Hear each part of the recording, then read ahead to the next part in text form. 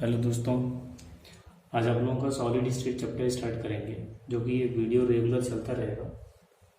तो आज इस चैप्टर में हम लोग क्या क्या पढ़ेंगे और देखेंगे। पहले हम लोग जानेंगे इंट्रोडक्शन। इस चैप्टर का की विषय क्या जानेंगे, इंट्रोडक्शन जानेंगे पहले हम सब। उसके बाद प्रॉपर्टीज जानेंगे आप सॉलिड का, प्रॉपर्टीज ऑफ सॉलिड जानेंगे, प्रॉपर्टीज ऑफ सॉलिड। फिर उसके बाद हम लोग जानेंगे amorphous solid and crystalline solid, amorphous solid and crystalline solid, amorphous solid and crystalline solid। फिर उसके बाद जानेंगे classification of crystalline solid, classification of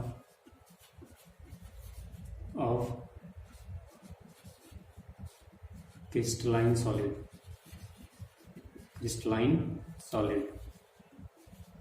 फिर उसके बाद 5वें नंबर पे पढ़ना है हम लोगों को crystal lattice and unit cell.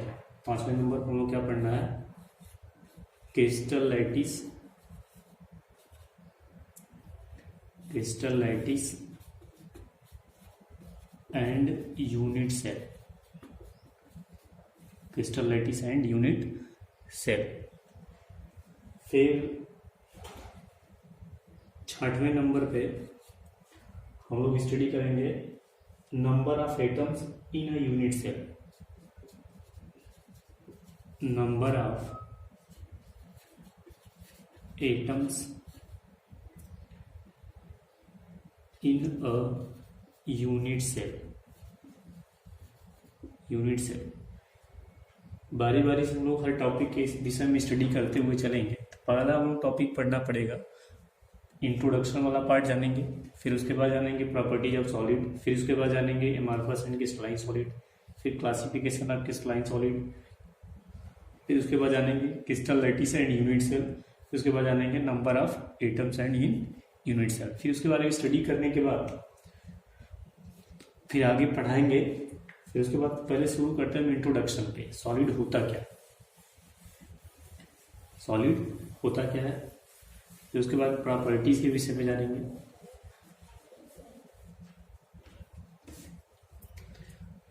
तो पहले चलते हैं solid.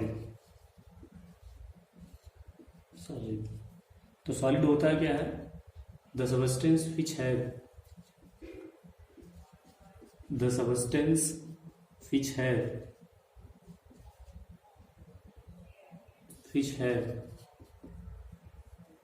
have fixed shape and volume, fixed shape and volume। ऐसे सबस्टेंस जिनका शेप एंड वॉल्यूम क्या हो, फिक्स्ड होता है, उसे हम लोग क्या बोलते हैं, सॉलिड बोलते हैं। फिर उसके बाद हम लोग जानेंगे सॉलिड की प्रॉपर्टीज। अगर हम प्रॉपर्टीज की अगर बात करें, प्रॉपर्टीज ऑफ सॉलिड, तो प्रॉपर्टी ऑफ सॉलिड में पॉइंट नंबर फर्स्ट देखेंगे, सॉलिड जो होता है, सॉलिड जो होता है इसका definite mass volume and shape होता है। तो they have definite mass, shape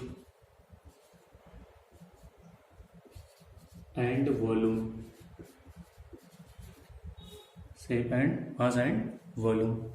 फिर उसके बाद दूसरे नंबर पे आपका आएगा, इनके बीच में इंटर मॉलिक्यूलर जो डिस्टेंस होता है वो 60 होता है, मतलब inter molecular distance, inter molecular distance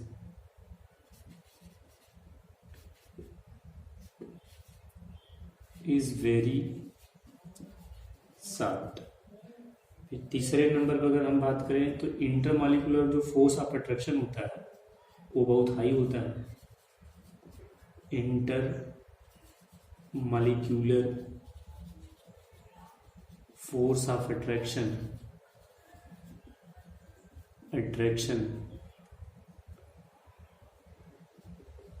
is very strong।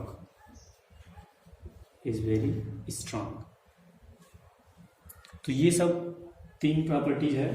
फिर नेक्स्ट प्रॉपर्टीज अगर देखेंगे, नेक्स्ट प्रॉपर्टीज अगर हम देखेंगे सॉलिड का, तो इनके जो मॉलिक्यूल होते हैं ना, वो एक ही जगह पे ऑसिलेट करते हैं। चौथे प्रॉपर्टीज पर अगर हम बात करें, द मॉलिक्यूल्स ऑफ सॉलिड यानी the constituent particles constituent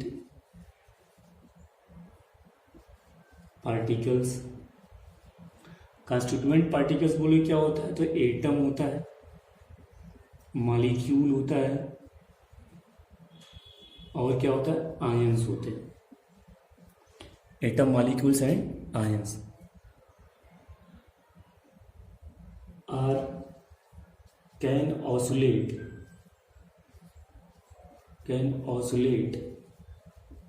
on their position। इनके जो मॉलिक्यूल होते हैं ना, एक ही जगह पे क्या करते हैं? ऑसोलेट करते हैं। 5वें नंबर पे अगर हम बात करें, 5वां प्रॉपर्टीज क्या होगा? They are incompressible and rigid। they are incompressible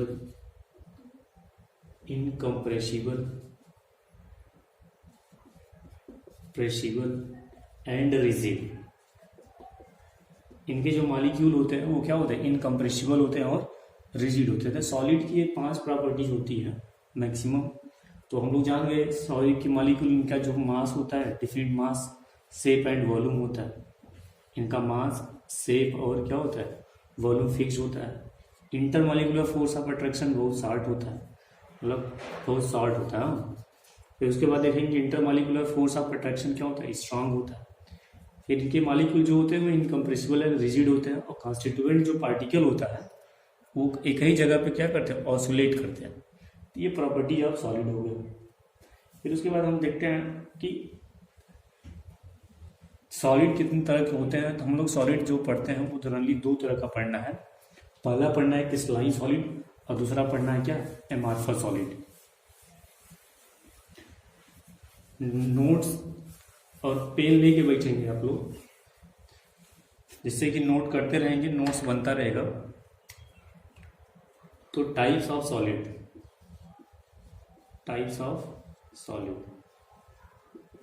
तो सॉलिड जो होता है वो 2 तरह का पढ़ना है हम लोग को। हाँ, पहला क्या पढ़ना है?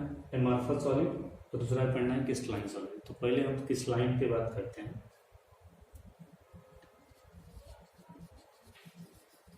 क्रिस्टलाइन सॉलिड, और दूसरा क्या है आपका? Amorphous solid.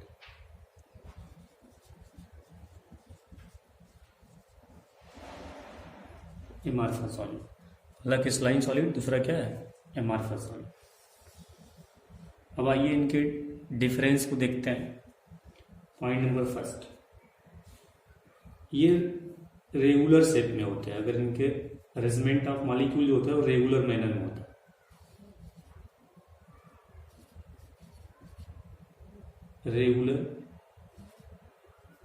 Regular arrangement of molecule या constituent particle, arrangement of constituents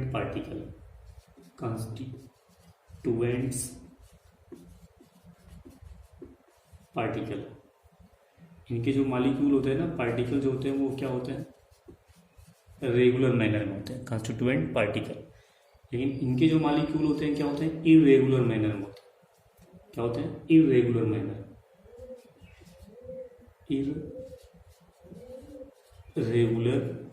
में होते हैं। पॉइंट नंबर दूसरा की अगर हम बात करें तो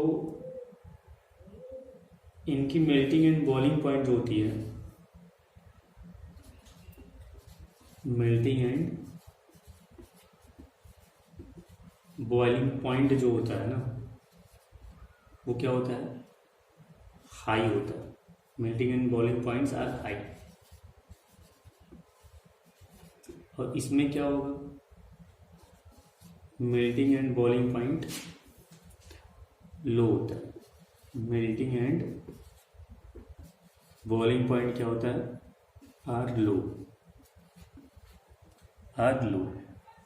फिर उसके बाद तीसरे नंबर पे अगर हम बात करें, पॉइंट नंबर तीसरे पे, ये जो होता है ट्रू सॉलिड होता है, ट्रू सॉलिड होता है। और ये जो होता है ना, वो स्यूडो सॉलिड होता है। क्या होता है, स्यूडो सॉलिड, स्यूडो सॉलिड। या एक और नाम इसका होता है सुपर कूल्ड लिक्विड। एक और इसका नाम होता है super cooled liquid, super cooled liquid. अभी इस टर्म को हम बताते हैं बारी बारी से, होता क्या है सुपर कूल्ड लिक्विड।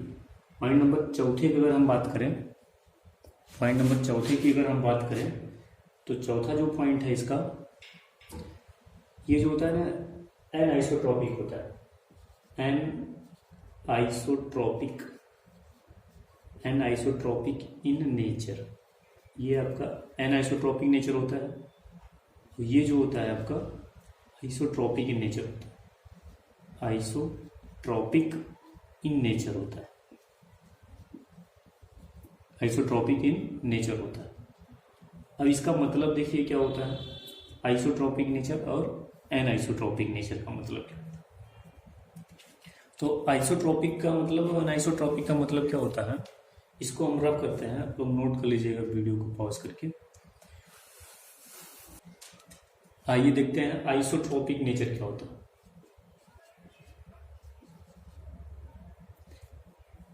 पहले एन आइसो देखते हैं, फिर iso. An isotropic nature, an isotropic nature क्या होता है। एन आइसोट्रॉपिक नेचर मतलब क्या होता है, different properties in all direction. They have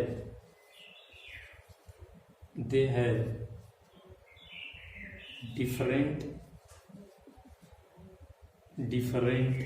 physical properties,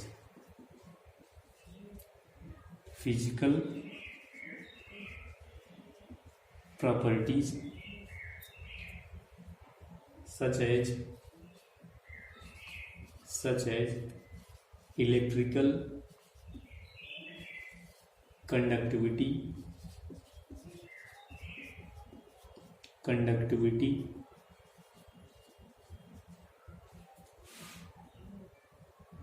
refractive index,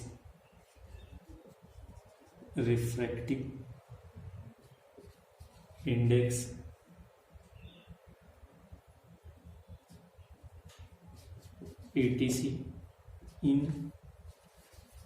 all direction, in all direction. मतलब कि अलग अलग डायरेक्शन में आपको क्या हो, अलग अलग प्रॉपर्टी मिलता है, उसे बोलते हैं an isotropic nature.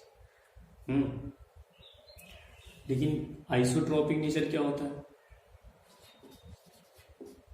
Isotropic nature क्या होता है ना, they have same properties in all direction,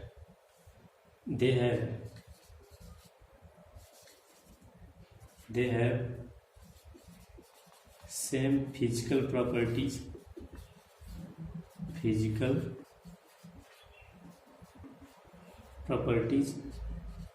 in all directions, मतलब इनकी प्रॉपर्टी जो होती है डिफरेंट प्रॉपर्टी। एक थोड़ा सा टॉपिक था, उसका नाम था क्या, सुपर कूल्ड लिक्विड या स्यूडो सॉलिड। कभी कभी पूछा जाता है कि भाई क्लास आज सुपर कूल्ड है, तो सुपर कूल्ड लिक्विड का मतलब ध्यान दीजिएगा, सुपर कूल्ड लिक्विड का मतलब ये होता है they have tendency to flow on heating, they have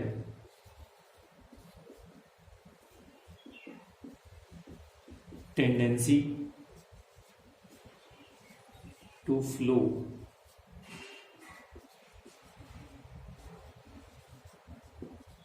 अनहीटिंग, जिसे हम लोग क्या बोलते हैं सुपर। तो ये छोटे छोटे टर्म्स है, ये अगर इसको हम अगर टर्म्स के विषय में अगर बोलते हैं, ये टर्म्स है, इसे अब टर्म्स को हम लोग क्या जानते रहेंगे। कभी कभी एक ही नंबर में क्वेश्चन आ जाता है कि एन आइसोट्रॉपिक नेचर क्या होता है, आइसोट्रॉपिक नेचर क्या होता है, सुपर कूल लिक्विड क्या होता है। ये सब छोटे छोटे टर्म्स हैं जो हम लोगों को क्या करेगा, मजबूत करेगा। फिर उसके बाद अगली प्रॉपर्टी देखेंगे सॉलिड का। तो जो जितने भी क्रिस्टलाइन सॉलिड होते हैं ना, वो लॉन्ग रेंज ऑर्डर में होते हैं। क्या होते हैं? लॉन्ग रेंज ऑर्डर में, लॉन्ग रेंज ऑर्डर में होते हैं। और जितने भी मार्फा सॉलिड होते हैं वो किस ऑर्डर में होते हैं? शॉर्ट रेंज ऑर्डर में, शॉर्ट रेंज ऑर्डर में होते हैं। मतलब कि लॉन्ग रेंज ऑर्डर में आपका क्रिस्टलाइन सॉलिड होगा और शॉर्ट रेंज में ऑर्डर में क्या होगा आपका? Amorphous solid. अगर हम नेक्स्ट प्रॉपर्टीज की अगर बात करें सॉलिड का, क्रिस्टलाइन सॉलिड का, तो जितने भी क्रिस्टलाइन सॉलिड होते हैं ना, वो क्लीवेज प्रॉपर्टी शो करते हैं। दे show cleavage properties, cleavage properties. लेकिन जितने भी एमार्फस सॉलिड होते हैं ना, they do not show, they do not show cleavage properties, cleavage properties. मतलब ये क्या होते हैं? क्लीवेज प्रॉपर्टीज नहीं शो करते हैं। अगर हम एग्जांपल की अगर बात करें इसका, क्रिस्टलाइन सॉलिड का, तो जितने भी क्रिस्टलाइन सॉलिड होते हैं ना, एग्जांपल में जैसे अगर हम देखें पोटेशियम नाइट्रेट यानी KNO3, copper Cu, KCl sodium chloride, sodium chloride, benzoic acid, benzoic acid, naphthalene, naphthalene,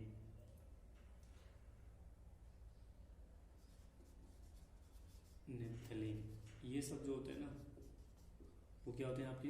crystalline solid होते हैं। अगर एमार्फस सॉलिड की बात करें तो फाइबर ग्लास हो गया, फाइबर ग्लास हो गया, और शेलोफेन हो गया,